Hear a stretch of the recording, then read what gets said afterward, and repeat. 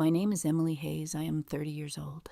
We had rented the weathered cedar shingle cottage on the quieter stretch of Cape Cod for 2 full weeks, thinking the salt air and long walks along the dunes might smooth out the small persistent frictions that had crept into my marriage over the past 3 years. My husband had been the one to suggest it, framing it as a chance to reconnect with his side of the family who were joining us for the first week. I had agreed because I still believed at that point that effort and patience could repair almost anything. The cottage sat back from the road, surrounded by tall beach grass that whispered in the wind, and for the first 3 days everything felt almost ordinary. On the 4th afternoon, I found myself walking the narrow path to the beach with our family friend Diane Whitaker. She had driven up from Boston for the day to visit, and my husband had encouraged me to go with her, while he stayed behind to take a work call. Diane and I had known each other since college. She was the kind of person who spoke without much filter once she got comfortable. We talked about the usual things at first: the weather, how the water was still too cold for swimming, the way the light changed so quickly out here. Then she said something that made the path beneath my feet feel suddenly uneven. She laughed lightly and said, "Ryan told me the other day how that loan you gave him back when he started the new position really ended up giving him the perfect leverage with the joint accounts. He said it was smart of you to help, but now it's like the favor pays for itself every month." She kept walking, still smiling as if she had just shared a harmless bit of husband-wife teasing. I kept my steps even and my voice steady when I asked what she meant. She glanced over a little surprised and added, You know the way he set it up so the extra transfers go through without extra questions. He made it sound like you two had worked it all out together." I did not correct her. I simply nodded and changed the subject to the tide schedule. Inside, though, something small and cold had settled. I had helped my husband 3 years earlier when his company restructured, and he needed capital to secure a better role. I had used part of an inheritance from my grandmother, no strings attached, because that was what you did for the person you loved. We had never put anything in writing beyond a simple transfer. Until that moment on the path, I had never heard the word leverage attached to it. When we returned to the cottage, the light was already turning golden over the water. My husband was on the porch with his phone, still in the same work call. He smiled at me the way he always did, the easy, familiar smile that used to make me feel chosen. I smiled back because that was what I did when I needed time to think. Diane left soon after, waving from her car as if nothing unusual had passed between us. I went inside and began unpacking the groceries we had bought that morning, moving slowly, giving myself space to breathe. Later that evening, while everyone else was gathered in the living room playing cards, my phone buzzed with a notification I almost ignored.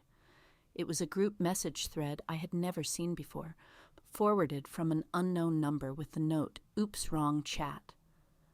The message was from my husband to his coworker, Brandon Cole. The preview line read, "She still thinks the old transfer was just help. Keep the language clean on the next one." I did not open it right away. I set the phone face down on the counter and finished loading the dishwasher, listening to the low laughter from the next room. Only after the house had gone quiet for the night did I sit at the small kitchen table and read the rest of the thread. The messages were not dramatic. They were careful. My husband had written about maintaining the arrangement and the favor still giving us room to adjust the monthly numbers without raising flags. Brandon Cole had replied with a single line, "As long as she keeps signing the quarterly reviews without reading the footnotes, we're fine." There were no threats, no raised voices in the text, just the quiet, practical language of 2 men who had already decided how a past kindness would continue to work in their favor. I read it twice, then deleted the thread from my phone. My hands were steady when I did it. The next morning I woke before anyone else and walked down to the water alone. The waves were small and steady, the kind that never quite reach the higher sand. I stood there for a long time, letting the cold wind pull at my jacket. I thought about the 3 years since I had transferred that money. I thought about every time my husband had said we're in this together and how natural it had felt to believe him. I had never asked for repayment because I had never seen it as a debt. Now the word leverage sat in my mind like a stone. I did not confront him that day. Instead, I kept to the routines of the cottage, making coffee, taking the longer beach walks, helping my mother-in-law Patricia with the simple meals we shared. When my husband asked if everything was all right, I said the salt air was making me reflective, and he accepted that answer the way he accepted most things I said lately. He kissed my temple and went back to his laptop on the porch. I watched him through the screen door and felt the first small crack in the version of our life I had been carrying. By the end of that first week, the weather turned cooler. My husband suggested we take a long weekend at a smaller cabin farther up the coast, just the two of us, plus his coworker Brandon, who happened to be in the area for work. He framed it as a chance to catch up with an old friend and give the rest of the family space. I agreed because refusing would have required an explanation I was not ready to give. The drive north was quiet. My husband played music I usually liked and kept one hand on the wheel. I looked out at the passing marshes and practiced keeping my voice even in my own head. The smaller cabin was set back in the pines, older and darker than the Cape Cod cottage. Brandon Cole arrived the next afternoon with a bottle of wine and the same easy laugh I had heard in the group message. He greeted me like we were old acquaintances, which we were not. Over dinner, he and my husband talked about work in the careful, coded way men do when they know someone outside the circle is listening. I poured the wine and passed the bread and said very little. At one point, Brandon looked across the table and said, "Emily, you've always been the steady one. Ryan's lucky you don't ask too many questions about the details." He smiled when he said it. My husband smiled too. I smiled back and changed the subject to the weather forecast. That night, after the others had gone to bed, I sat on the small couch in the main room with an old hardcover book I had found on the shelf. It was a collection of local history someone had left behind years earlier. I was not really reading. I was turning pages to give my hands something to do while I listened to the wind move through the trees outside. Near the middle of the book, a folded piece of paper slipped out and landed on my lap. It was a note written in my husband's handwriting, dated from 6 months earlier. It listed 3 account numbers and a short instruction. Keep the language about the old favor consistent. Brandon will handle the quarterly language. I folded the note again and slipped it back between the pages. I did not take it out. I simply closed the book and placed it back on the shelf where I had found it. Then I went to the bedroom, changed into the soft flannel shirt I slept in, and lay down beside my husband. He was already asleep, one arm draped across the space where I usually lay. I stayed on my side of the bed and watched the shadows move across the ceiling until the first light came through the small window. By the time we drove back to the main cottage the next evening, the rest of the family had noticed the change in me, even if they could not name it. My mother-in-law, Patricia, asked twice if I was coming down with something. I told her the walks were helping. My husband's sister-in-law, the one who usually filled every silence, grew quieter around me. I did not push for explanations. I simply kept moving through the days with the same measured pace I had always used when something inside me needed time to settle. The forwarded message and the note in the book had not exploded anything. They had simply rearranged the furniture in a room I had thought I knew completely. I still did not know exactly what my husband and his coworker had built between them, or how far it reached. I only knew that the version of help I had offered 3 years earlier had been quietly rewritten into something else, and that no one at the cottage seemed surprised by the new shape of it except me. I kept walking the beach each morning. I kept answering questions in the same calm voice. And I began very quietly to count the small ways the people around me had started to adjust their own steps to match the new rhythm my husband and his coworker had set without ever raising their voices. The days after we returned from the smaller cabin settled into a rhythm that looked peaceful from the outside, but felt thinner with every hour. I kept to the same walks along the beach each morning, the same measured answers when anyone asked how I was sleeping. My husband moved through the cottage with his usual calm efficiency, answering emails on the porch, suggesting we drive into town for fresh fish. I watched the way he held his phone a little closer now, the way his eyes flicked to the screen even during meals. The note I had found in the old book stayed folded exactly where I had left it, but the words had rearranged themselves in my mind until they no longer felt like a single careless page. They felt like instructions that had been followed for months. On the morning of the 10th day, my mother-in-law, Patricia, asked if I wanted to join her and my husband's sister-in-law for coffee on the porch. I said yes because declining would have drawn more attention than I was ready to manage. We sat in the wicker chairs while the wind moved the beach grass in slow waves. Patricia talked about the garden she was planning back home and how my husband had always been the practical one in the family. His sister-in-law nodded and added that he had a gift for making things work out in his favor without anyone noticing the effort.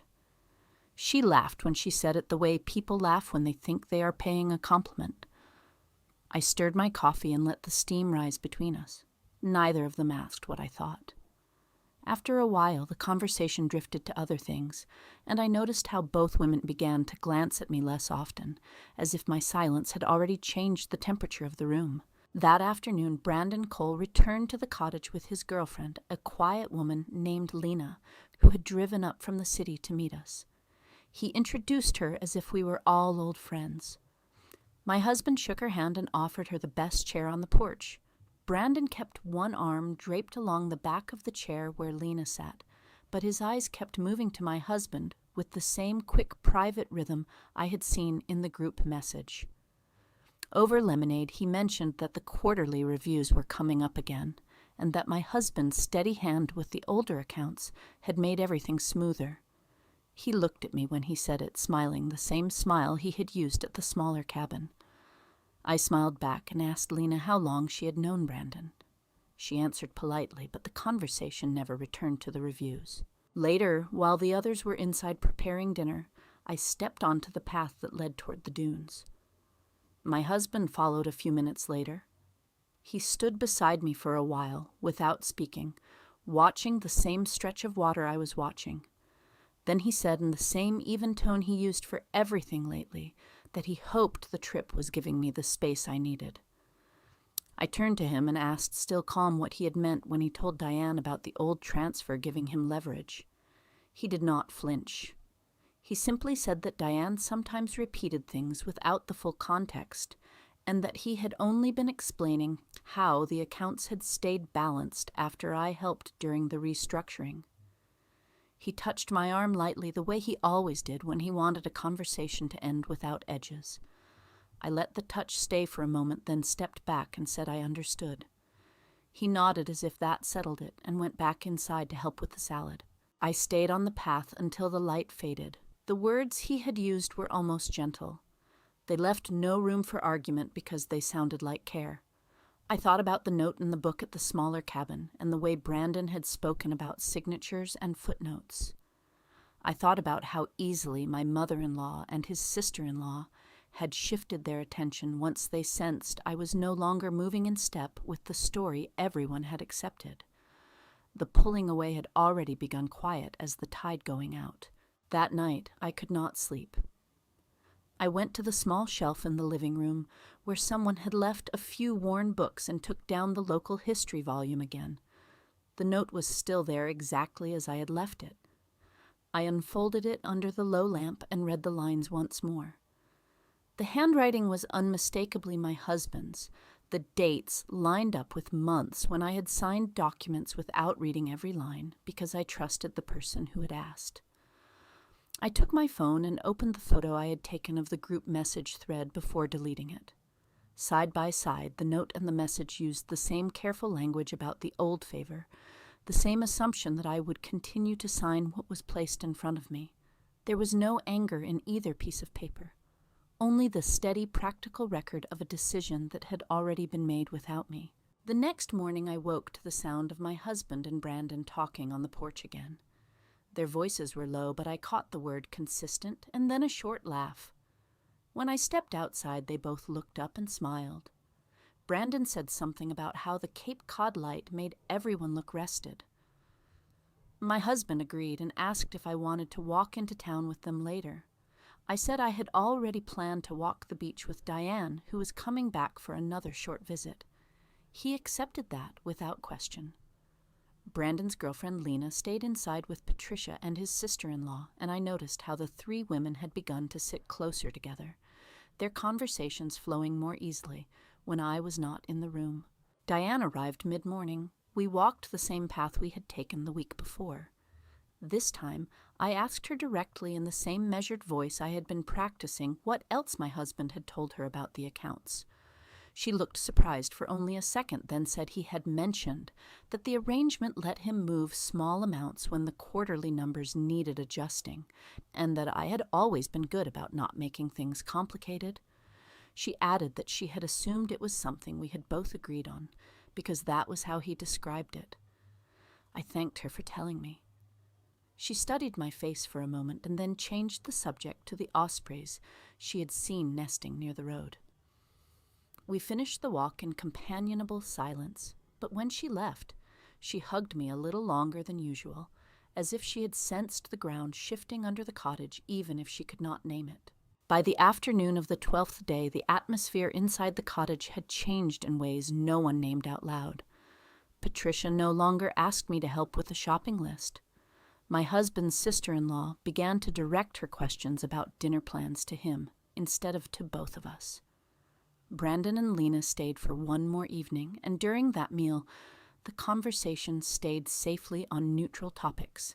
The best beaches the upcoming fall, colors the reliability of the ferry schedule. My husband kept his hand on the back of my chair the way he always had, but the gesture now felt like a marker rather than an invitation. I ate slowly and answered when spoken to. After dessert, I excused myself to walk the path one last time before dark.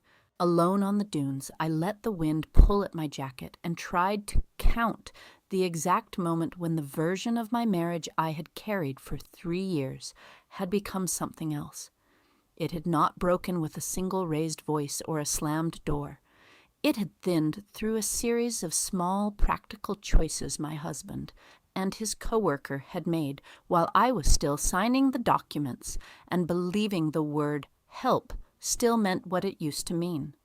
The note in the book and the forwarded message had simply made the new shape visible. I did not feel rage, as I felt the clear, cold recognition that respect had been missing long before I noticed its absence, and that love without respect had become a story I could no longer keep telling myself. When I returned to the cottage, the lights were low. My husband was already in bed. I changed into the flannel shirt, lay down on my side of the mattress, and listened to the steady sound of his breathing. The 2-week getaway still had 2 days left on the calendar. I closed my eyes and began very quietly to imagine what it would cost to stop signing the versions of our life that no longer matched the papers I had been handed. The last 2 days of the getaway moved like water through sand, slow and impossible to hold. I rose early each morning and walked the beach alone, letting the cold waves wash over my feet until the skin went numb. My husband continued his calls on the porch, his voice low and even. Brandon and Lena stayed one final night before driving back to the city. At dinner on the 13th evening, my mother-in-law Patricia served the meal without asking for my help in the kitchen, and my husband's sister-in-law directed every question about the remaining groceries to him. The air inside the cottage had grown polite in the way rooms become polite when people have already begun to choose sides without saying so out loud. On the morning of the 14th day, I packed my bag while the others were still at breakfast. The cedar walls of the bedroom held the faint smell of salt and wood smoke. I folded the flannel shirt carefully and placed it on top of the few clothes I had brought. My husband appeared in the doorway, still in the clothes he had worn to sleep. He asked if I was going somewhere. I told him I needed to drive back early to handle something at home. He stepped into the room and closed the door behind him. For a moment, neither of us spoke. Then he said that whatever had shifted between us could be worked out once we were back in our regular life. He used the same measured tone he had always used when closing a conversation. I sat on the edge of the bed and looked at him. I asked, still calm, whether the arrangement he and his coworker had discussed in the messages and written in the note was something he planned to continue. He did not ask how I knew. He simply said that the old favor had allowed certain flexibilities that benefited both of us, and that Brandon had only been helping keep the language consistent on the paperwork. His own words from the note and the thread hung in the air between us. I repeated them back to him quietly and without accusation, the old favor still giving room to adjust the numbers, the language kept clean on the next one. He looked at me for a long moment. Then he said that I had always been the one who preferred not to complicate things. The sentence was not angry. It was simply the truth he had decided to live inside. I stood and lifted my bag. I told him I would not be signing any more quarterly reviews or transfers without reading every line first. I told him the favor I had offered 3 years earlier had been given freely and was now finished. He nodded once as if accepting a change in the terms of a contract he had already rewritten in his favor. He did not argue. He did not raise his voice. He simply stepped aside so I could pass through the doorway. In that small movement, I saw the shape of the choice I was making and the cost that would follow it. I carried my bag to the car without saying goodbye to anyone else in the cottage. Patricia was on the porch with my husband's sister-in-law. They both looked up when I came out, then looked away again almost immediately. Lena stood near the railing with her phone in her hand. She gave me a small, uncertain wave. I waved back and drove away before anyone could decide whether to follow. The road curved through the marshes and then opened onto the highway. I kept both hands on the wheel and breathed in the salt air one last time through the open window. 3 weeks later, I sat at the kitchen table of the small apartment I had rented 30 miles from the house my husband and I had shared. The lease was in my name only. I had transferred the remaining balance of the old account into a new one that required only my signature. The process had been quiet and administrative. No one had fought me. My husband had simply signed the papers his lawyer sent over, the same way he had once asked me to sign documents without reading the footnotes. Brandon Cole had not contacted me. The arrangement they had built continued without my participation, and the absence of my signature changed nothing for them except the removal of one quiet source of flexibility. My mother-in-law, Patricia, called once 2 days after I left the cottage. She asked if I was all right, and then before I could answer fully, she said that my husband was under a great deal of pressure at work, and that families sometimes needed to make allowances for the ways men handled difficult seasons. She did not ask what I had discovered or what I intended to do next. When the call ended, I understood that the version of family support I had once believed in had been conditional on my continued willingness to move in step with the story my husband preferred. The illusion dissolved without ceremony. Diane Whitaker drove out to see me on a rainy Saturday. She brought coffee and sat at my small table while I told her in the same measured voice I had used on every beach walk what the note and the messages had actually described. She listened without interrupting. When I finished, she said she had repeated my husband's words because she had believed they were shared between us.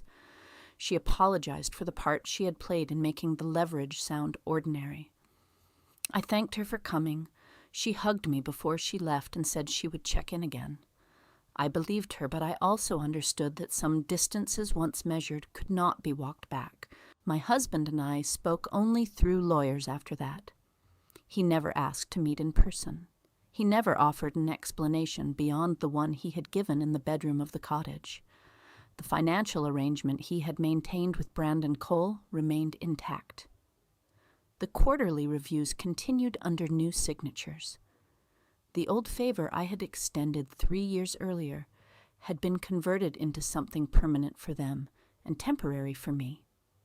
I had stopped signing, and in stopping, I had lost the easy access to the family gatherings and the casual phone calls that had once filled the spaces between holidays. The loss was not dramatic. It was simply the absence of invitations that never arrived. On a clear morning in early fall, I walked along a different stretch of water, this one closer to the apartment. The wind carried the same cold edge it had carried on Cape Cod. I thought about the lesson that had arrived without fireworks or final speeches. Respect had to exist before love could be trusted to hold its shape. Without it, even genuine help could be quietly rewritten into leverage, and the people who benefited from the rewrite would continue to benefit long after the person who had given the help had walked away. I had chosen to stop signing the versions of our life that no longer matched the papers. The choice had been quiet and expensive. It had cost me the remaining illusion that unconditional support existed inside a family that had already chosen its alignments. I did not feel victorious. I felt clear. The fresh start was not the wide, sunlit path I had once imagined when I agreed to the 2-week getaway. It was narrower, and the ground beneath it was still settling. But it was mine to walk without asking permission or offering signatures I had not read. That was enough for now. Thank you for staying with me through all of this. Drop truth if this felt real.